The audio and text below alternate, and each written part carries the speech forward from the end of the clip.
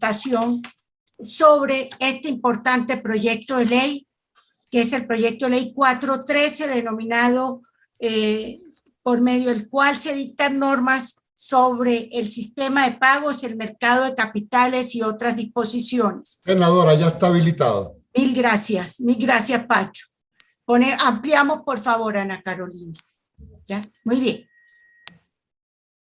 Ana Carolina, ampliamos, por favor. No, por favor. No, es que es una sola diapositiva, por favor. Bueno. Pasemos, por favor. ¿Cuáles son los objetivos de este proyecto de ley? Este proyecto de ley tiene 4 grandes propósitos y un propósito general, que es promover un sistema financiero más dinámico, competitivo e inclusivo, de acuerdo con los nuevos desarrollos tecnológicos y los retos que tiene el país, basado en impulsar el acceso al sistema de pago y la inclusión financiera, el desarrollo del mercado de capitales, la modernización del sector financiero y el fortalecimiento del marco regulatorio. ¿Por qué esta iniciativa es importante y se trae hoy al Congreso de la República? Los estudiosos del tema han encontrado una estrecha relación entre el desarrollo del sistema financiero y el crecimiento económico y la reducción de la pobreza y el bienestar social. Se encuentra que en la medida que tengamos un sector financiero robusto, sólido, que crece, en esa misma medida se impulsa la economía y se impulsa también el mejoramiento de las condiciones de vida de la sociedad. Por eso, traemos en este proyecto de ley temas que lo ayudan a potenciar, como el tema de los sistemas de pago. Solo pasamos en la medida que yo solicite, Ana Carolina, por favor. Entonces, aquí estamos buscando incentivar el ahorro, mejorar el financiamiento para los sectores, reducir el riesgo y, por supuesto, que es muy importante fomentar la inclusión financiera y mejorar el bienestar ciudadano. ¿Cuál es el contexto dentro del cual se desarrolla este proyecto de ley? Colombia, si pasamos, Colombia tiene un alto arraigo todavía en el efectivo. 87.4% de los colombianos solo utilizan el efectivo en sus transacciones. Pueden ver ustedes aquí cómo, fíjense, en unas regiones más que otras, el centro oriente es de las regiones donde más uso del efectivo se hace, pero en general todas las regiones colombianas tienen un gran arraigo en el uso del efectivo. Y hay una diferencia entre regiones, como ustedes lo pueden percibir aquí, siendo las dos costas las regiones no solo de menor acceso, sino también de menor uso del efectivo. Entre 2019 y 2020 hubo un crecimiento importante en el uso de nuevas aplicaciones para envío de dinero. Eso es muy importante tenerlo presente, porque si algo ayudó la pandemia fue para potenciar nuevas aplicaciones móviles para el envío de efectivo. Miren ustedes aquí, por ejemplo, miren ustedes aquí, para el envío entre 5 y 100 pesos, el salto fue de 4 a 12% el uso de aplicaciones móviles.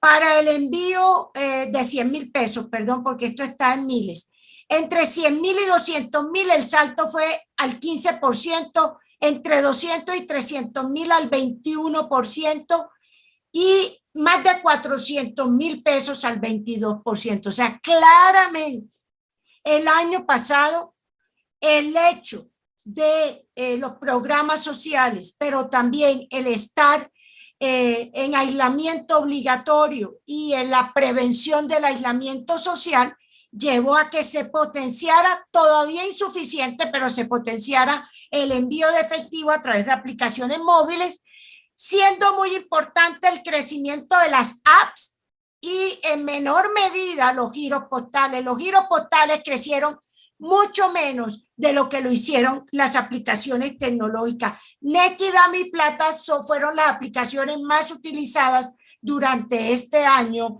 que se potenció los giros en efectivo.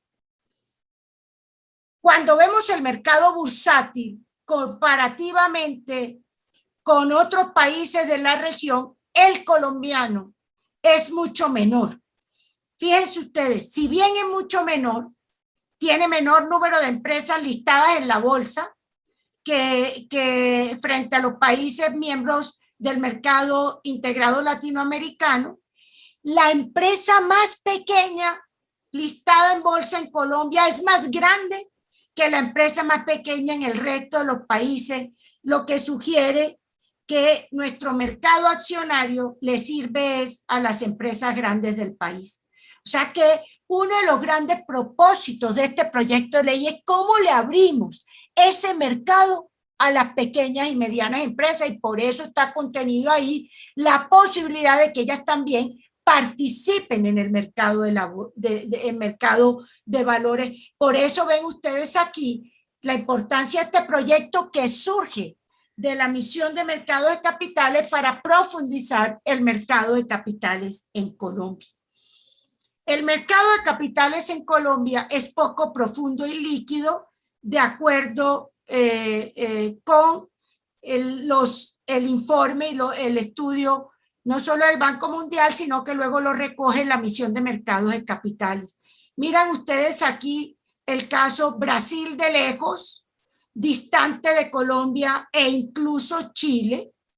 El valor de las acciones negociadas representaron en el 2019 solo el 4,3% del Producto Interno Bruto, mientras que el Brasil fue casi el 41% del Producto Interno Bruto. O sea, nosotros, si ustedes ven, definitivamente nosotros hemos perdido oportunidades de poder dinamizar a través del mercado de capitales, del fortalecimiento del financiamiento de las empresas mediante este mecanismo, y parte de lo que busca el proyecto de ley es profundizar más y aprovechar más las oportunidades del mercado de capital.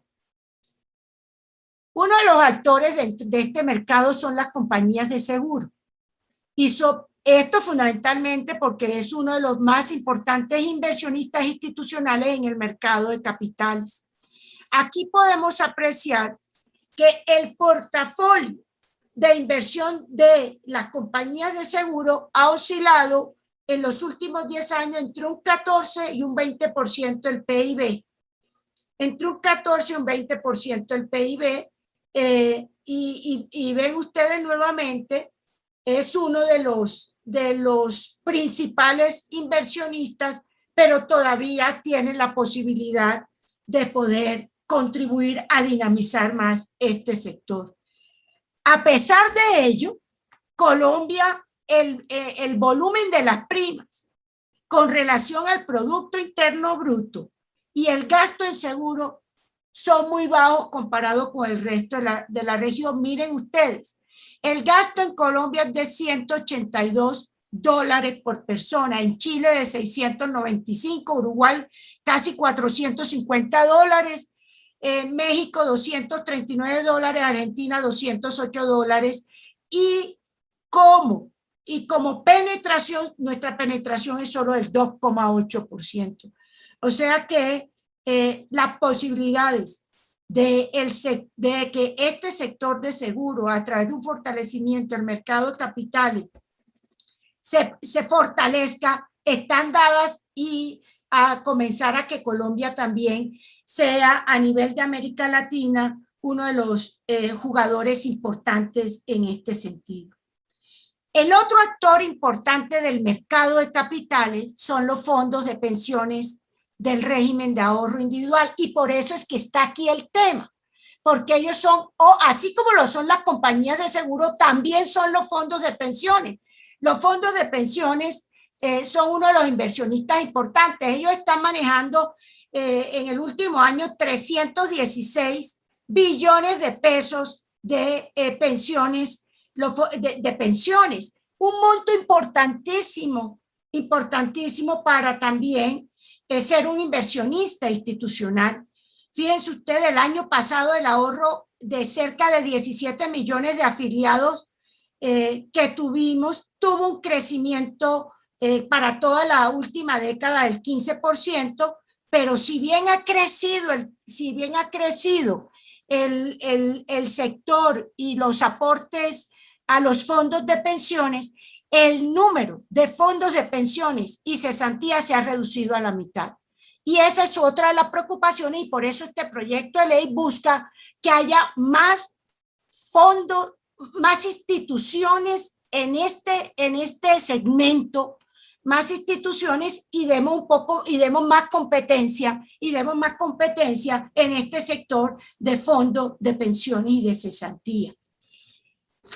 ¿Y esto por qué es importante? Porque si ustedes miran esta gráfica se encuentra que el comportamiento de los actuales 4 fondos que hay, que ya vimos que se han reducido a la mitad, eran 7, 8 antes y hoy solo quedan 4, pues todas tienen un comportamiento similar y de acuerdo con la misión de mercados de capitales, lo que se busca precisamente es que la regulación no lleve a que los incentivos para ellos sea mantenerse como lo que vemos hoy, sino por el contrario, que haya una competencia entre ellos,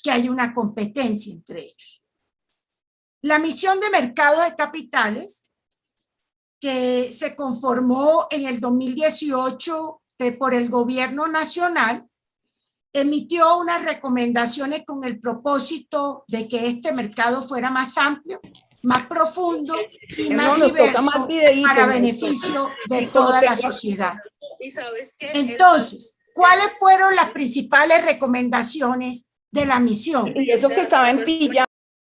La principal recomendación de la misión fueron las siguientes. Primero, que había que hacer un arreglo institucional, de tal manera que se eliminaran vacíos, duplicidades, ambigüedades en las autoridades regulatorias como son el Ministerio de Hacienda, la URF, que es la Unidad de Regulación Financiera, y la Superintendencia Financiera, y por eso el proyecto de ley precisa el alcance de la regulación y de la competencia de estos órganos institucionales.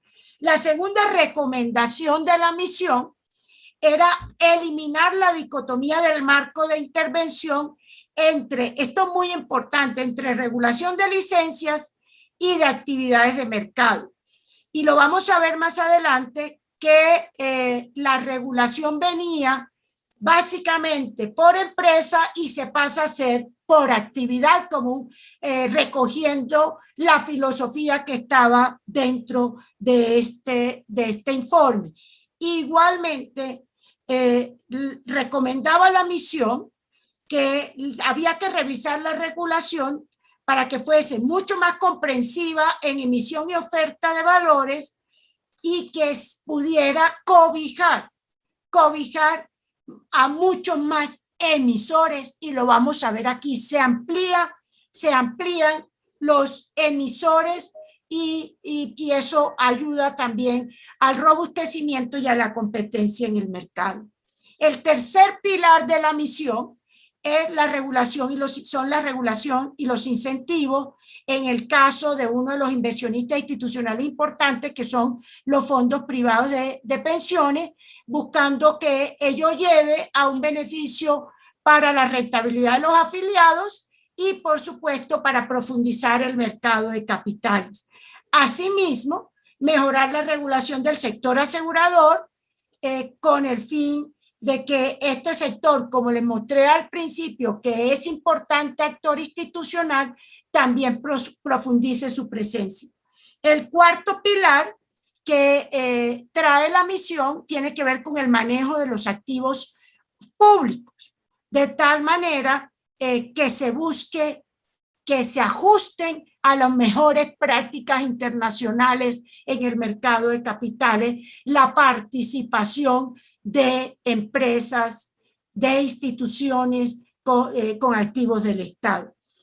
Y un tema que se introduce es el tema del detrimento patrimonial para poder tener más claridad de la forma como se deben evaluar cuando se presente o no esta circunstancia en el manejo de los recursos para aquellos actores en el mercado de capitales.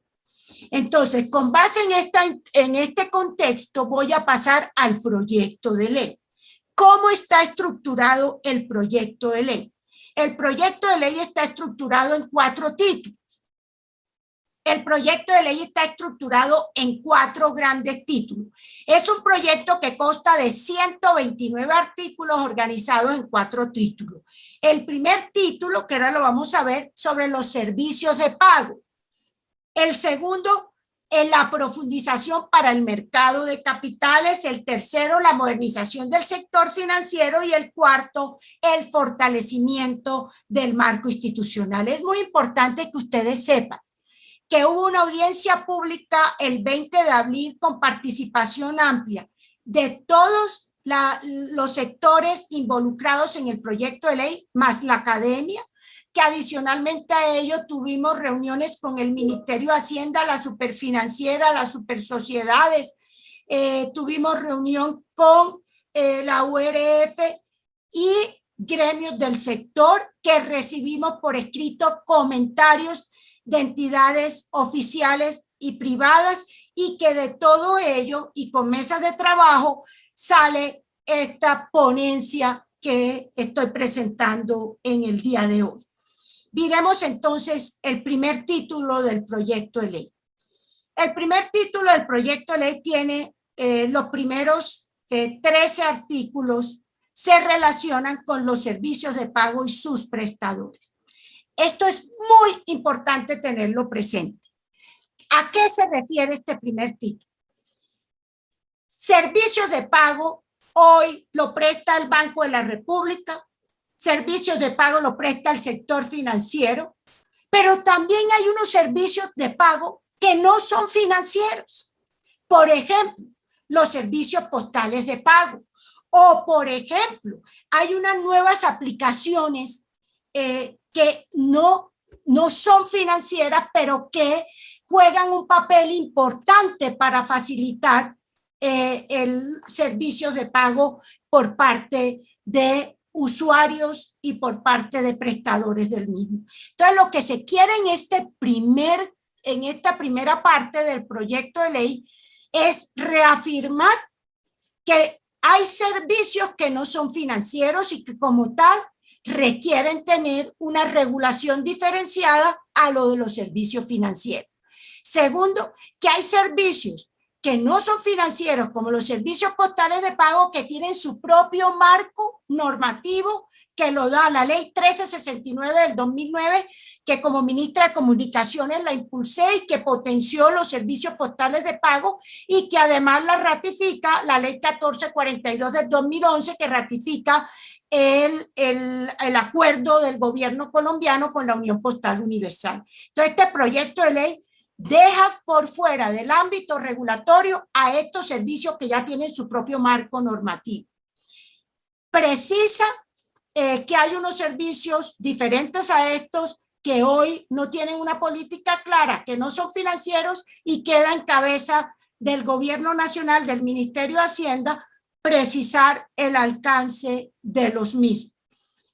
Adicionalmente a ello, esta primera parte busca también potenciar en los nuevos desarrollos tecnológicos de sistemas de pago y motivar la inclusión financiera. Por ello, este primer capítulo, ese es su gran propósito, y se reafirma las competencias que tiene la Superintendencia de Industria, y Comercio en lo que a la protección del consumidor y a la libre competencia se refiere, la Superintendencia Financiera como regulador de las actividades financieras, y se precisa cuál es la órbita de la URF, la Unidad de Regulación Financiera, en este primer título. Sigamos, por favor. En el segundo título ya es propiamente el desarrollo del mercado de capital.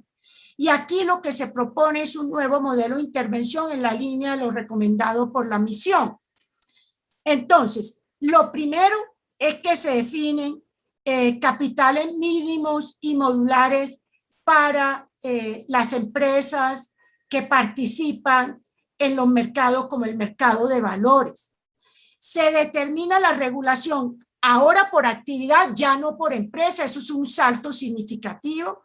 Se estandariza la regulación para funciones similares, de tal manera que no haya arbitraje regulatorio.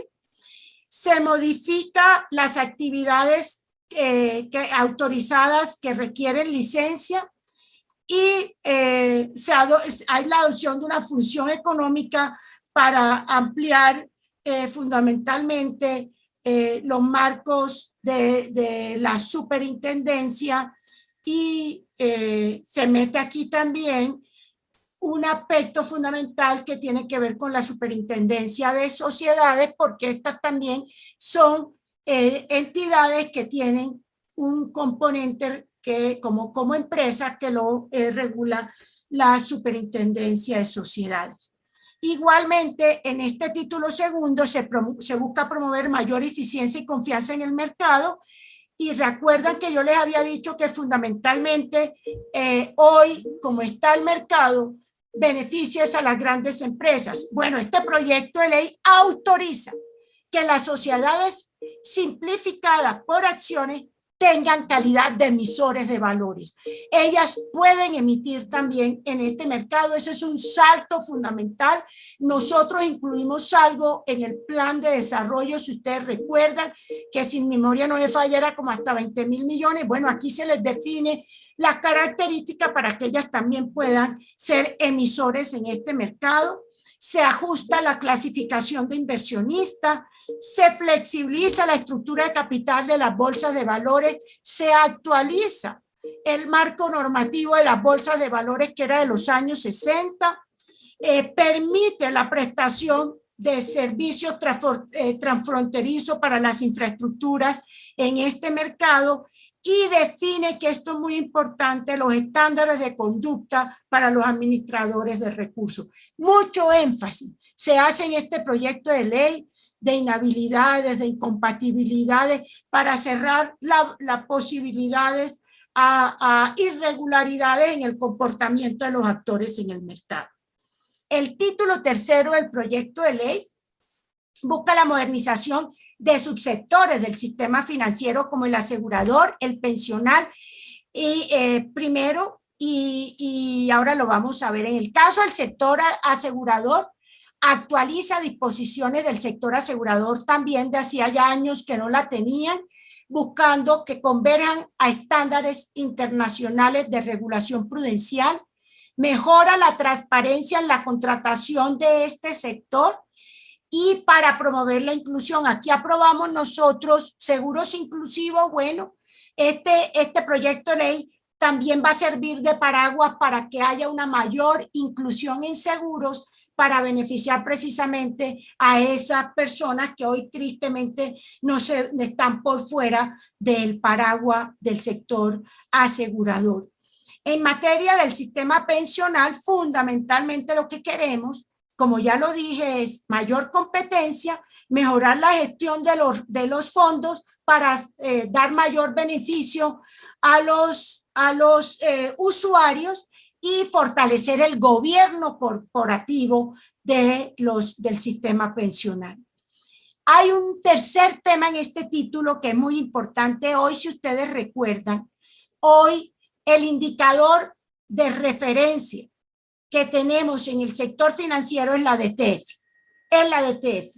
Lo que se está proponiendo aquí es que hagamos la transición de la DTF al IBR, que es el indicador bancario de referencia que se creó en el 2008, que converge a prácticas internacionales en materia de tasas de interés de referencia del mercado monetario y se da un periodo de transición.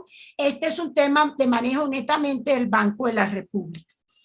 Y el último punto de este tercer título es la participación estatal. Aquí lo que queremos es dejar un marco claro de fortalecimiento del gobierno corporativo, de las entidades del Grupo Bicentenario que fue creado y de los procesos de enajenación. Esto es cómo fortalecemos los consejos, las juntas directivas de las entidades que hacen parte del Grupo Bicentenario, inhabilidades, incompatibilidades, y que se sometan a estándares de regulación también y de comportamiento de gobernanza de nivel internacional, fundamentalmente para el caso de Colpensiones, Findeter y Fondo de la UF. Y el último título es el del fortalecimiento del marco regulatorio, que es el fortalecimiento de la unidad de regulación financiera de la URF del Ministerio de Hacienda, que es la instancia del gobierno nacional que regula precisamente los actores del sector. Y aquí está fundamentalmente, como sucede con cualquier regulador, que hoy son las comisiones de regulación en algunos casos y ministerio o superintendencia en otro. Hay unas contribuciones para su funcionamiento. Aquí se precisa las contribuciones y la organización y estructura de la URF. Y finalmente se fortalece el régimen sancionatorio de la superintendencia financiera. ¿Cuáles son los cambios fundamentales de la ponencia que se radicó, del proyecto de ley que se radicó a la ponencia que vamos a discutir en el día de hoy, más unas proposiciones que llegaron y que algunas acogidas, otras que dejan como constancia y otras para revisión? Con relación al proyecto de ley original radicado en la comisión, se excluyó el tema de los giros postales del ámbito de la aplicación de la ley en esta ponencia que estamos discutiendo hoy. Por eso es claro que lo que tiene que ver con giros postales en efectivo que hacen hoy las entidades de giros postales, seguirá siendo el Ministerio de Tecnología de la Información y las Comunicaciones el que lidera la política y la regulación, y la Comisión de Regulación de Comunicaciones, el que se preocupe fundamentalmente por la defensa de los usuarios y el cumplimiento del marco normativo. Entonces, quiero reafirmar que no es ámbito de esta ley los giros postales en efectivo. ¿Qué es lo único que queda en esta ley? ¿Qué es lo único que queda en esta ley? La Unión Postal Universal ha abierto la posibilidad de que haya la posibilidad que, por ejemplo, un usuario decida que le debiten o le acrediten de su cuenta un recurso para girar o para pagar. Ese tema, consideramos que es un tema que ya toca lo financiero, que debe mirarlo el gobierno nacional de manera diferente, que ya no es un ámbito netamente postal. Déjeme decirle que Colombia es la excepción de los países donde el tema postal no hace parte del ámbito de regulación del sector Hacienda. ¿Por qué? Porque cuando impulsé la ley 1369, en su momento la Superfinanciera no le puso atención al tema y por eso en ese momento ellos no acogieron ser ni los definidores de política ni los reguladores, y quedó el MINTIC y la CRC, y por eso queremos que se siga respetando el MINTIC y la CRC en lo que a giros se refiere, pero ya cuando toca temas financieros, que sí lo mire el gobierno nacional a través del Ministerio de Hacienda, cuál debe ser la política a seguir en ese sentido. En cuanto a otras modificaciones que tenemos, Aquí ya lo dije, se incluye una política diferencial para los servicios de pago no financieros, con el fin de reconocer de que no todos los servicios de pago son financieros. Ya vimos los postales que no lo son, pero hay otros que se han venido desarrollando por aplicaciones tecnológicas, que por ejemplo, no porque Nequi o porque David Plata sea de una entidad u otra necesariamente son financieros, no, porque no hacen, digamos, no hacen uso de esos criterios, etcétera, y que pueden ser del ámbito de regulación, pero que sea una regulación diferenciada con lo financiero. Eso lo dejamos claro en el proyecto de ley. Se promueve el rol del mercado de valores y las entidades financieras y aseguradoras en la mitigación y adaptación al cambio climático. Eso es nuevo, eso lo metió el Ministerio de Hacienda como una recomendación que se recogió de que el sector financiero, el sector tiene que también estar comprometido con los temas de adaptación al cambio climático y conservación de la biodiversidad y logro de los objetivos sociales. Se actualizaron las funciones de la Bolsa de Valores que venían desde el año 1960. Se incluyen disposiciones generales del régimen societario que se trabajaron con la Superintendencia de Sociedades y con la Superintendencia Financiera. También están modificadas en esa. Se elimina el artículo que modificaba los porcentajes de destinación a la cuenta de ahorro individual, gasto administrativo y las primas de seguro, invalidez y sobreviviente de los ahorradores del RAI. Eso se eliminó, que estaba contemplado, ya eso no está. Se faculta la posibilidad de que Colpensión efectúe los pagos de las mesadas pensionales del RAIS. Esto porque Colpensiones tiene una capilaridad nacional muy importante y tiene una gran experiencia, y si se considera que lo puede hacer, aquí queda facultado para poder hacer estos pagos, si así entre ellos lo acuerdan. Se mantiene en la ponencia original, solo traía, que es muy importante, una renta vitalicia, y eliminaba el articulado original eliminaba el retiro programado. Después de la revisión que se hizo con diferentes actores y académicos, se consideró que había que mantener el retiro programado, pero dado las dificultades estructurales que hay con el mecanismo de retiro programado, que no fuera abierto, sino que solamente pudieran solicitar esta modalidad aquellos que tuviesen el recurso que les permitiera como mínimo 5 salarios mínimos legales mensuales vigentes, de tal manera que el resto se vaya por el mecanismo de renta vitalicia. Se fortalecen las disposiciones con relación a la definición de acciones que determina el detrimento o daño patrimonial. Este fue un tema de consenso, lo trae la misión, y de consenso de académicos y de otros sectores, porque se cree que es muy importante que hubiese un lineamiento en ese sentido al respecto. Con relación al fortalecimiento de las capacidades de la URF, se aclara precisamente que se debe fortalecer y debe también enmarcarse dentro de los criterios de austeridad y guardar consistencia con el marco fiscal de mediano plazo. Se definen las condiciones mínimas de idoneidad para ser parte del Consejo Directivo de la Unidad de Regulación Financiera.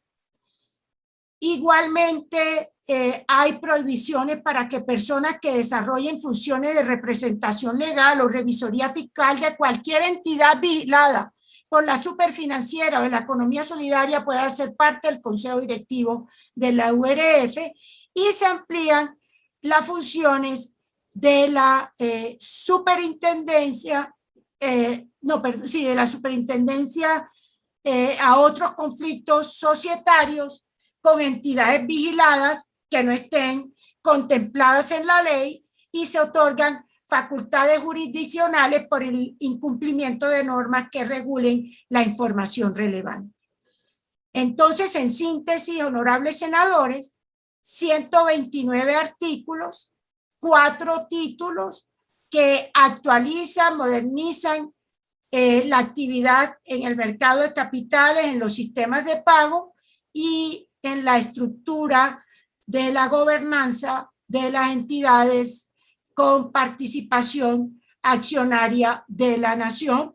Todo ello para ponerlo a tono con una mayor competencia, con unas normas reconocidas internacionalmente para estos sectores y buscando siempre su contribución a el bienestar de los colombianos y la protección de los usuarios. Por eso rindo ponencia positiva e invito a los colegas a apoyar este proyecto de ley. Gracias, señor presidente. Muchas gracias, senadora. Señor secretario.